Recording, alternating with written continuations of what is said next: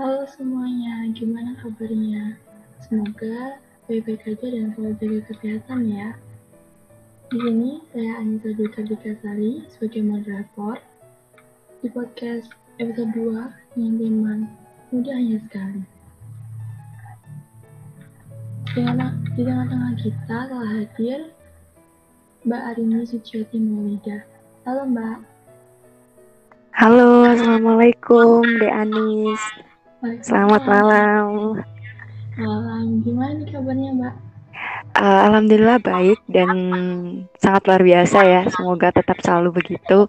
Dan semoga Dek Anis juga selalu dalam keadaan baik dan juga selalu mendapatkan keberkahan dari Allah. Amin.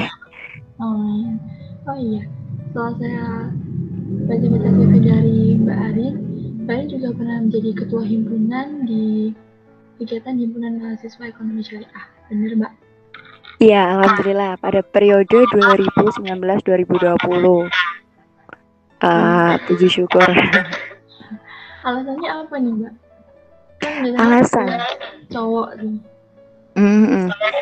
Karena sebenarnya apa ya, ketika kita mengiyakan sebuah amanah, amanah itu kan sangat besar ya, dan kita nanti mungkin dipertanggungjawabkan juga di akhirat. Saya mengiyakan karena memang dirasa itu perlu gitu, karena di HR sendiri apa namanya nggak ada yang mau mewakili, oleh karenanya ditunjuk. Kalau sudah ditunjuk ya ya udah mengiyakan aja amanah yang diberikan, karena saya berpikir bahwa amanah itu nggak pernah salah memilih pundaknya gitu. Iya, hebat. Terus selain itu juga pernah menjadi staf komisi dan teknis dalam pemandu AKM strategi juga ya Mbak? Iya betul, itu tahun 2018 kalau nggak salah. Iya, banyak 2019, maaf 2019. banyak pengalamannya ini Mbak. Amin, amin. Semoga Dianis juga kedepannya seperti itu, karena Dianis juga masih mahasiswa baru ya di akuntansi. Nah sebenarnya saya mau tanya nih, kenapa Dianis memilih di akuntansi? Karena kalau di UISI kan ada berbagai jurusan. Kenapa Dianis jatuh cinta dengan akuntansi? Sebenarnya nggak ada alasan yang gimana-gimana sih Mbak, cuman lebih menghindari untuk menghafal dan lebih suka untuk menghitung kayak gitu sih Mbak. Oh siap, siap. Berarti kan ada ketertarikan sendiri di akuntansi gitu kan ya? Iya Mbak. Iya. Untuk pertanyaannya nih, ada pertanyaan seperti ini. Definisi mudahnya sekali menurut Mbak Arin itu gimana sih? Kalau menurut saya, kita hidup di dunia ini kan hanya sekali diberikan kesempatan sama Tuhan. Berarti otomatis kita hidup sekali, muda juga sekali, tua nanti sekali. Jadi setiap hal yang memang diberikan Tuhan kepada kita, kita harus mempersiapkan yang pasti, berusaha yang pasti, dan juga ketika kita menjadi seorang yang muda itu adalah sebuah kesempatan yang tidak bisa diulang untuk kedua kalinya nanti. Karena di usia muda ini kita diberi kesempatan tenaga yang sangat luar biasa untuk selalu mencoba dan memberikan karya-karya terbaik dari kita gitu sih. Terus menurut Mbak Arin sendiri, bagaimana mengenai peran penting seorang pemuda atau pemudi saat ini? Sebenarnya kalau peran penting itu semua orang memiliki tujuan masing-masing dalam kehidupannya ya. Jadi perannya itu ya tergantung dari apa yang ingin kamu capai gitu. Yang terpenting kamu bertanggung jawab atas apa yang kamu tuju. Saya pernah membaca salah satu quotes dari Sam Jalal selaku pembalap itu, tahu kan ya? Dia tuh pernah bilang, aku tidak akan berhenti melatih diriku untuk terus lebih baik. Tak apa menderita sekarang, tapi setelah itu aku akan menjalani sisa hidupku sebagai pemenang gitu kan. Jadi setiap orang itu punya tahap, punya peran masing-masing yang memang kita harus memaksimalkan apa yang ingin kita lakukan gitu. Jadi kalau misalnya kita kayak melakukan sesuatu tapi kita cuma-cuma kita melakukan cuma setengah-setengah, itu rasanya kayak cuman-cuman gitu loh, kayak sia-sia. Bukan sia-sia sih sebenarnya, tapi kita lebih susah dan lebih lama untuk menggapai apa yang kita inginkan. Yang terpenting kamu udah berbuat yang terbaik, melakukan yang terbaik dari apa yang kamu bisa. Nantinya kamu akan berperan untuk orang-orang yang ada di sekitar kamu, setidaknya untuk dirimu sendiri gitu. Iya, iya Mbak, benar sekali sih. Terus arti dari masa muda yang baik dan berkesan itu seperti apa? Maksudnya berkesannya itu yang bagaimana? Uh, Berkesan bagi saya itu, kalau menurut saya, ketika kita sudah merasa puas atau kita sudah merasa bersyukur dengan apa yang kita miliki, itu adalah suatu hal yang berkesan gitu.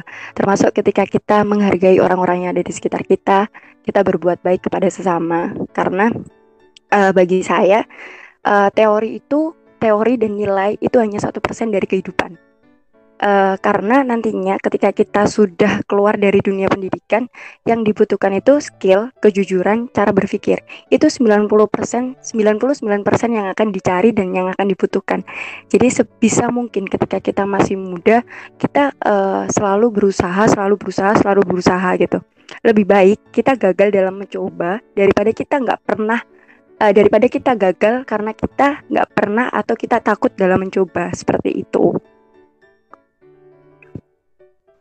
Bener sih Mbak, lebih baik kita berusaha dulu, hasil akhirnya biar yang di atas yang menentukan. Iya, karena kita bisa berpikir bahwasanya apa yang kita mau itu yang terbaik menurut kita. Padahal sebenarnya Tuhan itu sudah merencanakan yang lebih baik dari apa yang kamu pikirkan saat itu gitu.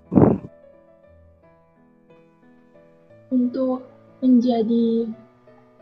mengartikan masa muda yang baik dan berkesan, itu tips and triknya bagaimana Mbak untuk menanggapi hal tersebut? Gimana, bisa diulangi lagi? Kurang jelas. Sinyalnya putus-putus. Nah ya, demi mencapai masa muda yang baik dan berkesan itu kan juga ada usaha-usahanya itu. Tips and triknya itu gimana Mbak? Jangan cari aman karena kamu sudah nyaman, gitu aja. Kalau misalnya kamu berpikir bahwasanya ketika kamu sudah mencapai titik puasmu, kamu berhenti, kamu tidak akan menikmati hal-hal baru. Jadi kamu harus mencintai dan secara tidak langsung diri kamu harus menerima hal-hal baru. Seperti contohnya, dulu sebelum adanya pandemi, kita mungkin terbiasa kuliah offline, kita bertemu dengan teman-teman gitu kan. Tapi karena ada pandemi yang mewajibkan kita untuk di rumah, akhirnya kita harus kuliah online. Kalau misalnya kita nggak menerima itu, kita akan males, contohnya seperti itu. Tapi sebenarnya ketika kita sudah tahu kalau misalnya ini adalah sebuah keadaan yang harus kita lalui, ya udah, kita akan terus berjalan, kita akan terus berjalan. Jangan mengikuti arus dan jangan terlalu nyaman dengan apa yang udah kamu miliki saat ini. Terus selalu mencoba gitu aja sih. Iya Mbak, jadi dengan adanya pandemi ini Mbak mengurungkan niat kita untuk selalu berusaha menjadi terbaik versi kita ya. Bener, iya bener. Karena dulu mungkin kita belum terbiasa ya kalau misalnya kita rapat online seperti itu. Kita dulu rapatnya offline, suka ngopi dan lain sebagainya. Sekarang diwajibkan dan kita sudah terbiasa untuk ini gitu. Nanti kalau misalnya kita akan dipertemukan lagi di offline, mungkin ya berbeda suasananya dari yang dulu, seperti itu. Tapi gini Mbak, saya tuh berasumsi gini, kan banyak tuh pemuda zaman sekarang itu kayak menyanyiakan masa mudanya. Kan kita tahu masa muda itu cuma sekali. Gimana sih untuk mengurangi hal-hal yang menurut kita itu tidak baik untuk dilakukan pada masa muda, seperti mungkin banyak yang bersisi negatif kayak narkoba atau judi atau hal yang negatif lainnya. Itu gimana tanggapan dari Mbak Arini?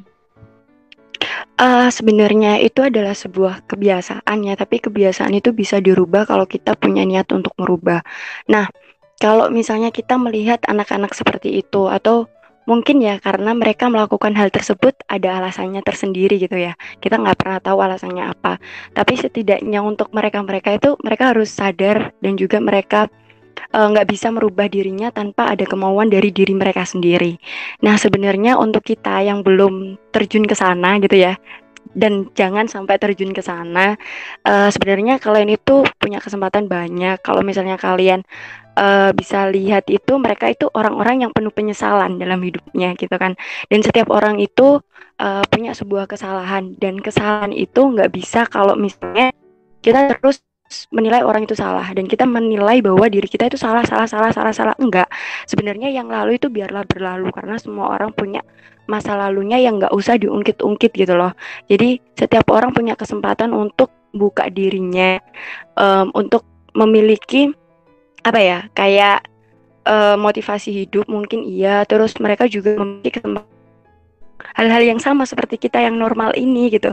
Jadi jangan pernah kita yang belum pernah mencoba ke sana jangan pernah sekali-sekali mencoba, dan untuk mereka-mereka yang sudah mencoba, ayolah segera kita berusaha untuk merubah diri kita gitu.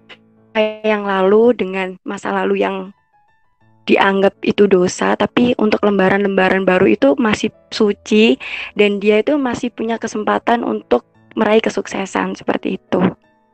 Karena menyesal itu di akhir, nggak ada yang namanya menyesal di awal itu. Katanya kalau misalnya menyesal di awal itu namanya pendaftaran gitu, gitu sih.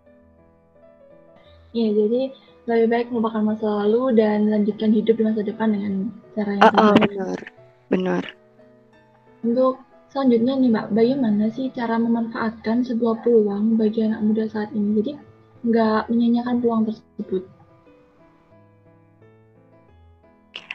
Peluang itu sebuah hal yang harus dimanfaatkan ya bagi saya, karena bisa jadi dari peluang itu kita mendapatkan banyak keberkahan, banyak kelebihan juga.